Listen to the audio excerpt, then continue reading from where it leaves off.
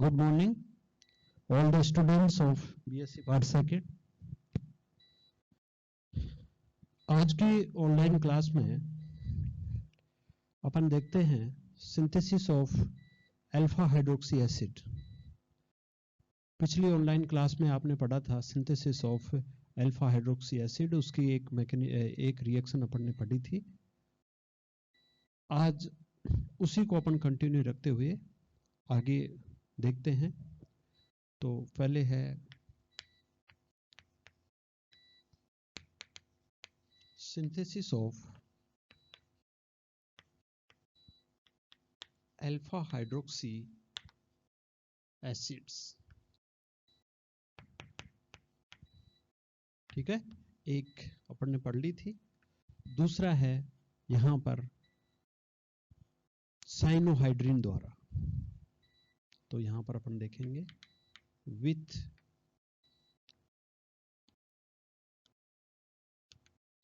Cyanohydrin. यहां पर आप देख रहे हो कि जैसे अपन कोई CH3 CO और यहां पर अपन लेते हैं CH3 और इसकी रिएक्शन आप करवाते हो HCN के साथ में, तो यहां पर जो बनेगा वो होगा CH3 COH CN और CH3। यहां पर कार्बोनिल ग्रुप है और कार्बोनिल ग्रुप पर न्यूक्लियोफिलिक एडिशन रिएक्शन होगी, तो यहां पर H+ और CN- एज ए न्यूक्लियोफाइल्स की तरह बिहेव करेगा। तो ये जो न्यूक्लियोफाइल्स है वो यहाँ पर इस कार्बन एटम पर अटैक करेगा और उस तरीके से अपने को साइनोहाइड्रिन प्राप्त होता है। अब यहाँ पर ये जो साइनोहाइड्रिन है उसका यदि अपन हाइड्रोलाइसिस करवाते हैं तो यहाँ पर जो CN का कंप्लीटली हाइड्रोलाइसिस होता है तो वो COOH समूह में चेंज हो जाता है। तो यहाँ पर CH3 C ये OH CH3 और ये COOH। तो यहाँ पर आप देख रहे हो कि ये जो अल्फा कार्बन है उससे OH जुड़ा हुआ है, तो ये अल्फा हाइड्रोक्सी एसिड है, उसको अपन सिंथेसाइज कर सकते हैं। यहाँ पर अपन एसीटोन भी ले सकते हैं और इसकी जगह अपन आप एसिटाल्डिहाइड भी ले सकते हैं। जब एसिटाल्डिहाइड लेंगे तब यहाँ पर अपने को इस तरीके से यहाँ पर ये साइनोहाइड्रिन है वो अपने को यहाँ इस तरीके से प्राप्त हो, OH यहाँ पर इस तरीके से ये प्राप्त होगा। तो यहाँ पर ये अल्फा पर हाइड्रोक्सी समूह है वो अपने को प्राप्त होता है। तो आप देख रहे हो कि जो अल्फा हाइड्रोक्सी एसिड है उसको अपन साइनोहाइड्रिन उसके द्वारा भी अपन इसको प्राप्त कर सकते हैं। दूसरा देखेंगे थर्ड जो रिएक्शन है उसमें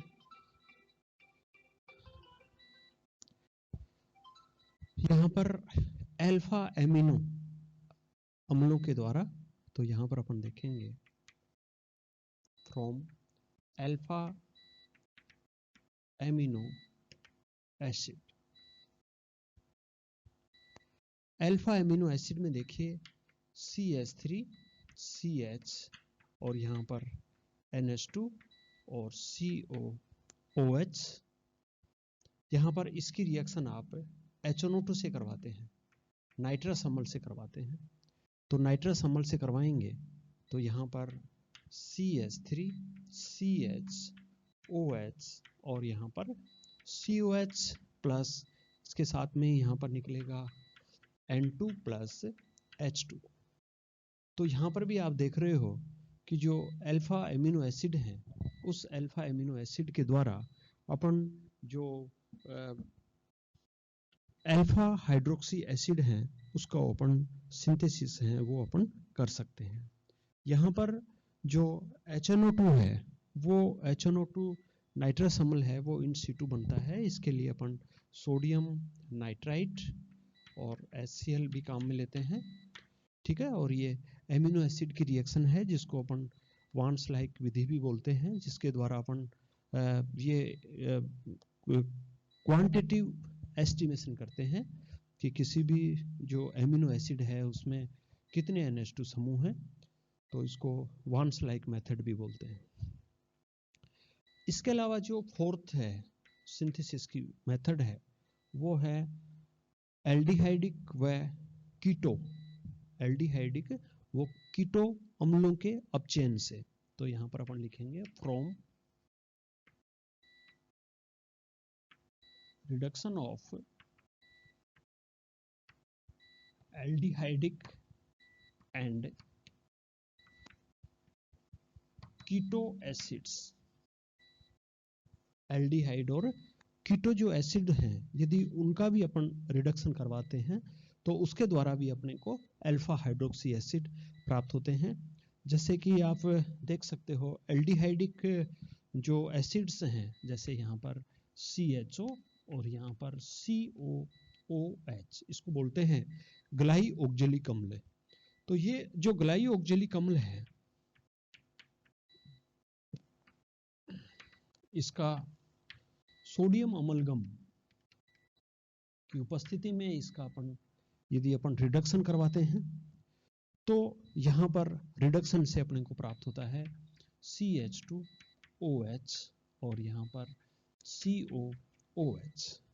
तो इस तरीके से यहाँ पर ये भी अल्फा पोजीशन के ऊपर OH समूह है, तो इसके द्वारा भी अपने को अल्फा हाइड्रोक्सी अम्ल प्राप्त होते हैं।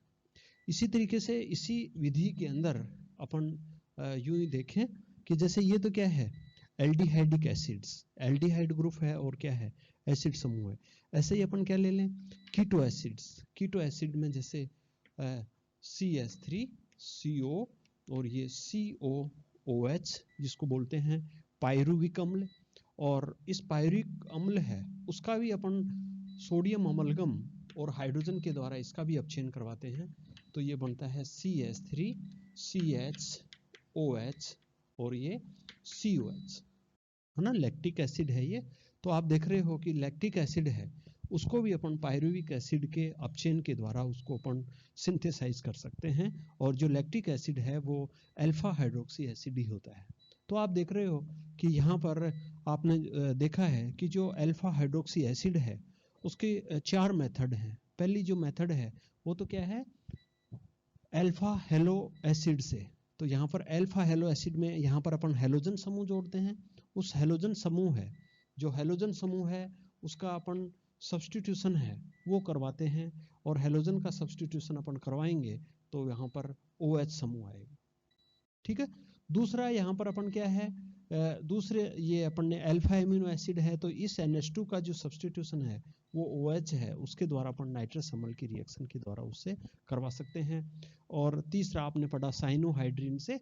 तो जैसे मान लीजिए कोई सामान्यतः एल्डिहाइड और कीटोन है, उसकी रिएक्शन आप HCN से कराओगे तो क्या प्राप्त होंगे साइनोहाइड्रिन, और उसमें जो CN समूह है जो साइनो समूह है उसका अपन कंप्लीटली हाइड्रोलाइसिस के द्वारा उसको अपन कार्बोक्सिलिक ग्रुप में उसको चेंज कर लेते हैं, तो वहां पर भी अपने को अल्फा हाइड्रोक्सी एसिड है वो प्राप्त होते हैं। इसी प्रकार से आपने देखा फ्रॉम रिडक्शन ऑफ एल्डिहाइड और कीटो एंड कीटो एसिड्स, तो इस तरीके के जो एल्डिहाइडिक और जो कीटो समूह हैं उनका भी अपन सोडियम अमलगम की उपस्थिति में जब इनका रिडक्शन करवाते हैं तो उस कंडीशन में भी अपने को अल्फा हाइड्रोक्सी एसिड है वो प्राप्त होते हैं। तो ये जो आप जो मेथड्स पढ़ रहे हैं ये अल्फा हाइड्रोक्सी एसिड के संश्लेषण की विधियां हैं। आपने शुरू के टॉपिक में देखा है कि अपन शुरू में चर्चा की थी कि जो जैसे हेलो एसिड होते हैं उसी तरीके से हाइड्रोक्सी एसिड भी होते हैं, और जैसे alpha hydroxy acid, beta hydroxy acid और गामा हाइड्रोक्सी एसिड, उसी प्रकार से ये जो अल्फा हाइड्रोक्सी एसिड है उसको अपन मेथड ऑफ सिंथेसिस हैं उनकी स्टडी कर। उसके बाद में अपन देखते हैं बीटा हाइड्रोक्सी एसिड। तो बीटा हाइड्रोक्सी एसिड क्या होते हैं और उनको अपन किस तरीके से उनको सिंथेसाइज करते हैं ये अपन इसके अंदर देखते हैं। तो आप यहाँ पर देखेंगे कि अपन यहाँ पर लिखते हैं beta hydroxy acid, synthesis of beta hydroxy acid. और ये पता ही है अपने को कि जो COH समूह है उसके रेफरेंस में जो बीटा कार्बन एटम होता है उस बीटा कार्बन एटम के ऊपर जो OH समूह जुड़ा हुआ होता है तो उसको अपन क्या बोलते हैं, बीटा हाइड्रोक्सी एसिड बोलते हैं। ये वहां पर भी लिखा था, एक बार और देख लेते हैं। CH3 CH2, यहाँ पर OH और यहाँ पर CH2 और यहाँ पर क्या है COH। तो ये अल्फा और ये क्या है बीटा। तो बीटा पोजीशन के ऊपर जब OH ग्रुप होता है तो उसको अपन बीटा हाइड्रोक्सी एसिड कहते हैं। ओके, अब यहाँ पर अपन देखते हैं कि जो बीटा हाइड्रोक्सी एसिड है उसको अपन किस तरीके से उसको सिंथेसाइज करते हैं। तो यहाँ पर इसकी भी जैसे अल्फा हाइड्रोक्सी जो एसिड है उनके सिंथेसिस की अलग अलग मेथड हैं, उसी तरीके से बीटा हाइड्रोक्सी एसिड की भी कई मेथड्स हैं। सबसे पहले अपन देखते हैं फ्रॉम बीटा एमिनो एसिड।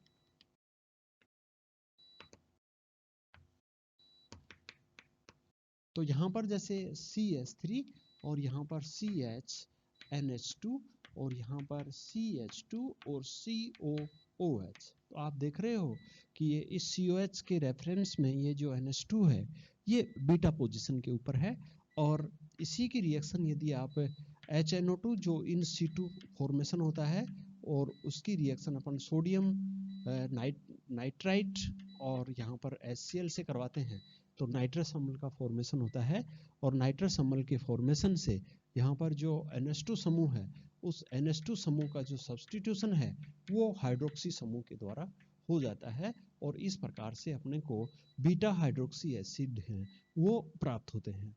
तो इससे जो पहले वाली जो रिएक्शन थी जिसमें अपन ने अल्फा हाइड्रोक्सी एसिड का फॉर्मेशन किया था, तो वहां पर भी आपने देखा था कि वहां पर ये NH2 समूह है ये अल्फा पोजीशन पर था और यहाँ पर NH2 समूह है वो बीटा पोजीशन पर है।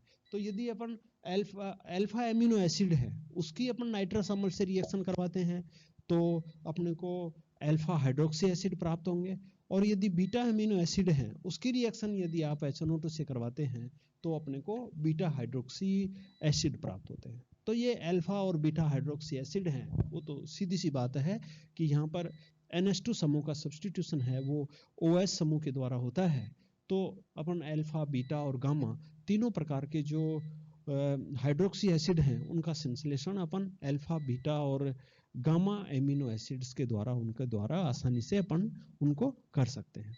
ठीक है, उसके बाद में दूसरी चीज है यहाँ पर रीफॉर्मेस्ट की रिएक्शन।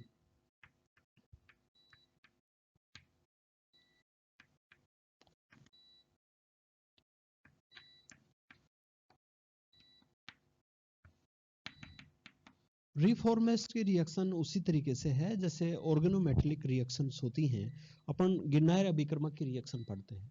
गिरनायर अभिकर्मक में जैसे अपन एल्डिहाइड और कीटोनिक जो कंपाउंड्स होते हैं उनके अपन RMGX से रिएक्शन करवाते हैं तो अपने को जैसे हाइड्रोक्सी सब्स्टिट्यूट प्राप्त होते हैं। जैसे यदि अपन फॉर्मेल्डिहाइड की RMGX से रिएक्शन करवाते हैं फॉर्मेल्डिहाइड की तो अपने को और प्राथमिक अल्कोहल प्राप्त होते हैं, और यदि अपन एसिटाल्डिहाइड की करवाते हैं तो फिर अपने को सेकेंडरी अल्कोहल प्राप्त होते हैं, और यदि कीटोन की रिएक्शन आप RMGX से करवाते हैं तो वहां पर आपको तृतीयक अल्कोहल प्राप्त होते हैं। तो यहाँ पर भी आप देख रहे हो रीफॉर्मेस्ट की रिएक्शन है, ये भी एक ऑर्गेनोमेटेलिक टाइप की रिएक्शन होती है, और उसके द्वारा भी अपन बीटा हाइड्रोक्सी एसिड हैं उनको अपन प्राप्त करते हैं। तो देखिए रीफॉर्मेस्ट की जो रिएक्शन है उसमें जो रिएक्टेंट्स होते हैं वो एक तो जैसे एल्डिहाइड होते हैं, और उनको अल्फा हेलो एस्टर हैं उनकी रिएक्शन अपन एल्डिहाइड और कीटोन से करवाते हैं, और वो जिंक की प्रेजेंस में करवाते हैं। जिंक यहाँ पर क्या काम करते हैं, जिंक मेटल यहाँ पर काम में लेते हैं।